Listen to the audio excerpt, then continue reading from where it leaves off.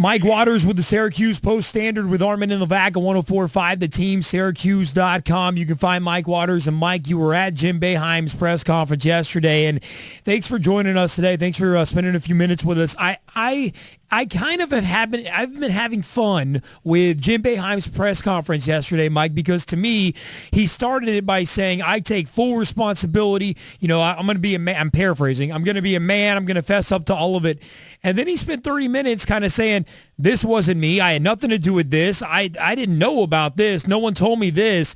Does Jim Boeheim is innocent as he made himself sound yesterday? Well, I don't know about all that, but it was very interesting. You have your observations right on point.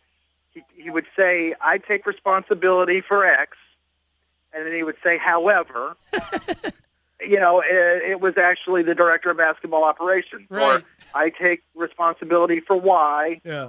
except we had no idea of knowing that was actually going to happen. You know, it was like, man, at the end of the presser, you're like, did you actually take full responsibility for anything?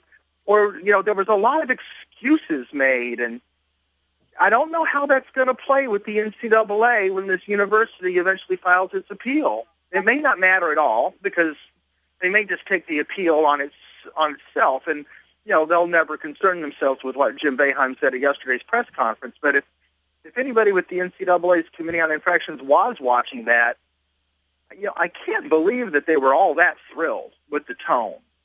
You were there. What was his demeanor like? What was his approach like? What'd you take away from that? Classic Jim Boeheim, defiant, self-assured, fighting for, you know, whatever he believed in. You know, he set the tone right from the very beginning. You know, so far you've heard this story from the NCAA's point of view. Now I'm going to tell you the story from my perspective. Bam. And then, you know, it was an hour, you know, 17-and-a-half-minute opening statement.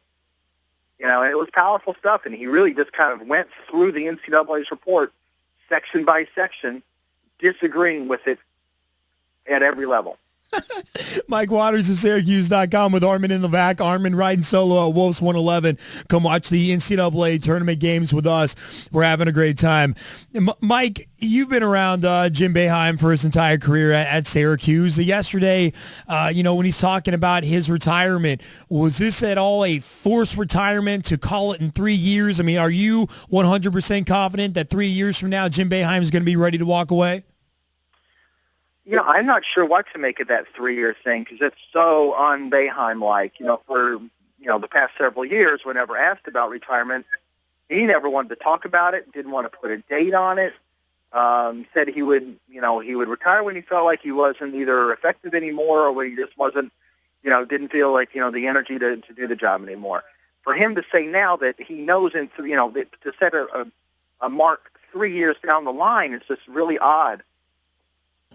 I don't think he'll coach for more than 3. I guess there is an opening there for him to do so if he wants, but I have to wonder if 3 years is the outside and like or the long term, and he could actually maybe decide that he's had enough after next year, or maybe the year after that. Maybe he only coaches 1 or 2 more years. But that baffled me a little bit. Is why are we saying now 3 years when for years and years you wouldn't even say next year? Yeah. So yeah, that was a little confusing to me, and it'll be interesting to see what happens. Forced is a good word, right? It seems forced. It seems, I mean, and you tell me, but it seems that they sat down with the school and he was forced to give his retirement plan as part of, hey, we're learning from the NCAA allegations, and oh, by the way, I'm out in 3 years. Yeah, I don't know about the word forced. Okay. You know, you can't say someone was forced out when they're sticking around for 3 more years. You know, so that we can eliminate that, but you do have to think that, you know, I don't know. He said yesterday that the whole NCAA investigation, the whole process had given him pause or given him occasion to you know, want to add clarity to his future. I'm like, whatever. That's just that's a head scratcher. Mike Waters, Syracuse.com. Mike, do you have any kind of feel on if Syracuse is going to win this appeal against the wins and the scholarships? I don't know. I don't know what they can do about the wins and the 9 games. Mike Waters, Syracuse.com. And Mike, you guys have been very active in breaking and reporting the news of the 2 transfers within the last 48 hours. B.J. Johnson, Ron Patterson. 2 guys are gone. Give us their effect, and should we be expecting more residual effect out of the Syracuse program? Well, I think BJ and Ron, they're transferring now, and I don't really think it has a lot to do with the NCAA investigation, at least not in terms of their decision. Because, they had to look at it and think, wow, I didn't play a lot this year, and my playing time doesn't stand to increase because everybody that was ahead of me this year is coming back. So they make their decision, I think, separate from the NCAA stuff. Now, from the basketball program's point of view, this can help them in terms of the NCAA penalties, not just for next season. Now they can get under the NCAA scholarship limit for the 2016-17 season, and that was going to be hard to do up until yesterday. Now you have scholarships to give, so even though you're going to be down in numbers, as long as you can keep bringing in new recruits, even if it's just a couple a year, you're going to be able to maintain things, and that's it was really that first year or 2 under the scholarship reduction that was going to really, that was going to be the time period where these scholarships are really going to hurt you because you're not going to bring in anybody. Right. Or now, if you can bring in 1 or 2, you'll be okay. Mike Waters, Syracuse.com and the Post-Standard. Find him on Twitter, at Mike Waters, SYR. He and his staff are all over the ongoings of the Syracuse basketball program. Make sure to give him a follow. He's all over it. And Mike, got to bring up your diploma. You went to North Carolina, a Tar Heel guy. That was a close one last night against Harvard. How you feeling at this point? Given all the other stuff going down in North Carolina, we're just happy to be in the tournament because we may not be in some in a few years.